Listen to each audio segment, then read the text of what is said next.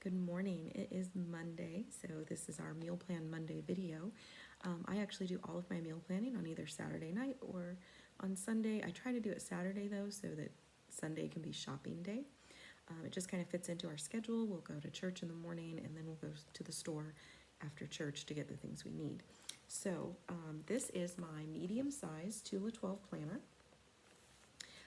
It's a great size for if you are carrying a normal size purse, to just throw into your purse and go. Not quite as small as our small planner, which really fits in any bag just about, but it's definitely a good size. And I feel like this is the best size for the meal plan insert. I love, love, love our meal plan insert. See, it says meal and groceries. And it says meal and groceries because one side of the page is for you to plan out the meals for each day, and the other side is for you to create your shopping list. And I love that. That is pretty much what I used to do years ago.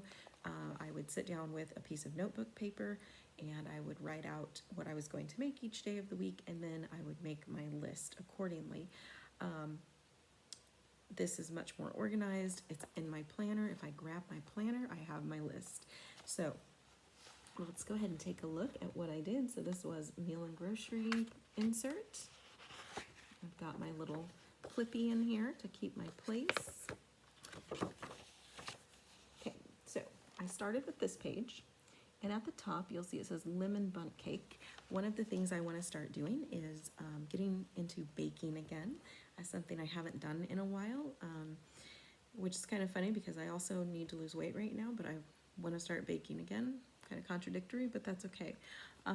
So I want Sundays to be my baking day, so it's kind of like, go to church, do your shopping, come home, and bake the dessert for the week. And my thought on that is that whatever I bake on Sunday, a cake, a pie, whatever, it should last the whole week.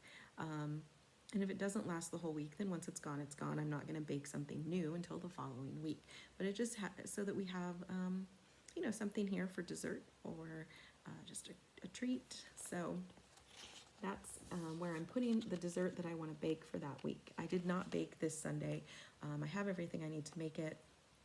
I just didn't do it this Sunday, and probably won't this coming Sunday. It may be a while before I start the Sunday baking because we have a trip coming up, and actually a couple of trips coming up, and just have a lot to do because of everything that's going on with whether we're moving or not moving. And anyways, that's a whole nother story. Back to meal planning. You'll see I didn't plan for every day. I only planned 4 meals for this week. And the reason was this was going to be my first week cooking again for us.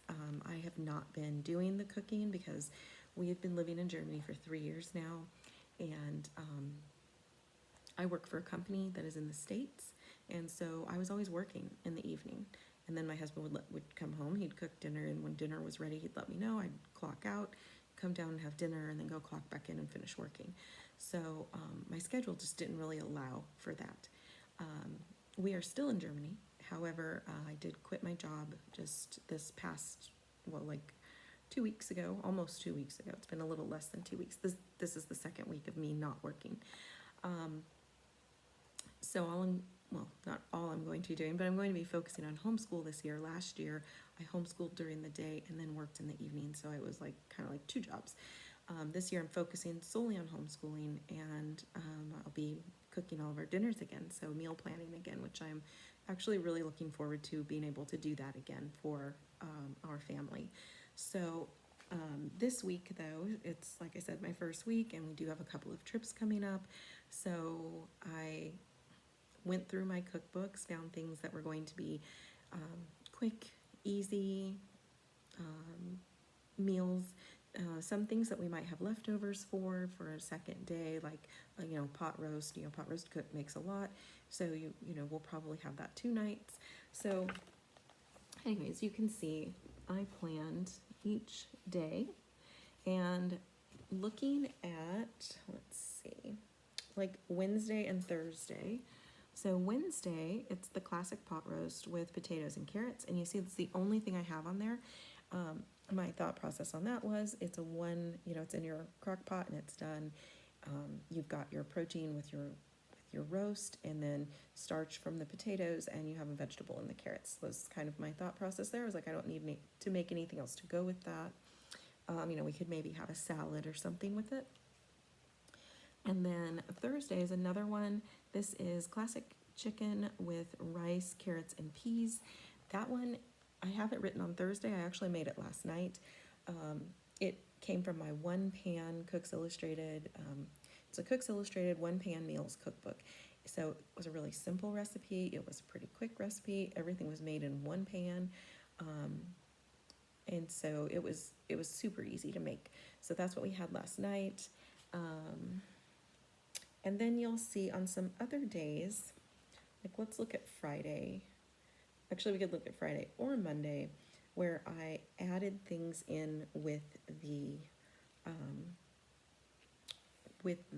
main course.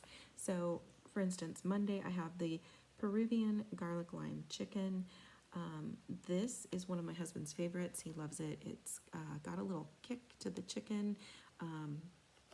It's got a habanero chili in there that goes in the chicken.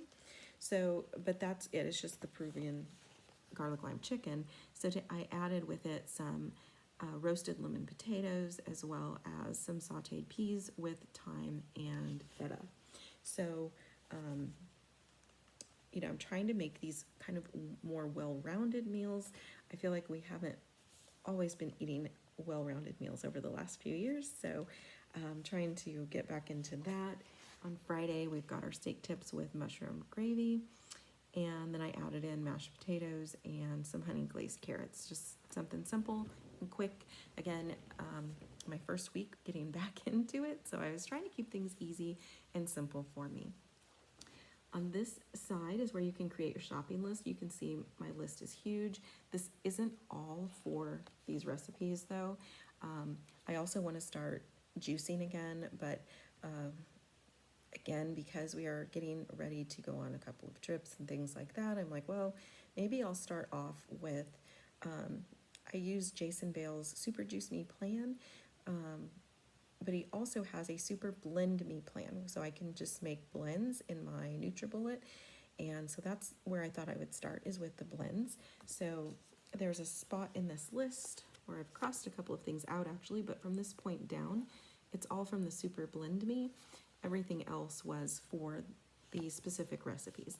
And one of the things I love about meal planning is that when you start really meal planning, you're going to see which items you use consistently.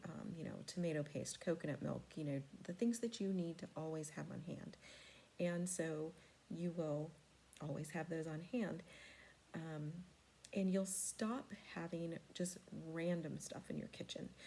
It's really grocery shopping with a purpose, because, if you just go grocery shopping and you don't have any idea what you're going to make that week, so you're just kind of like, oh, well, I'll grab, some hamburger meat, and maybe I'll grab this, and you don't have a plan in place of what you're going to make, you can really buy some random stuff. And, you'll have all this stuff, all these ingredients, and no plan. And this keeps you from, I feel like it keeps you from overspending. I feel like it really keeps you focused. And you can really kind of take charge of how you're eating. If you want to start eating healthier, which is something we need to do, you can really kind of take charge of that, and keep track of, what you're eating.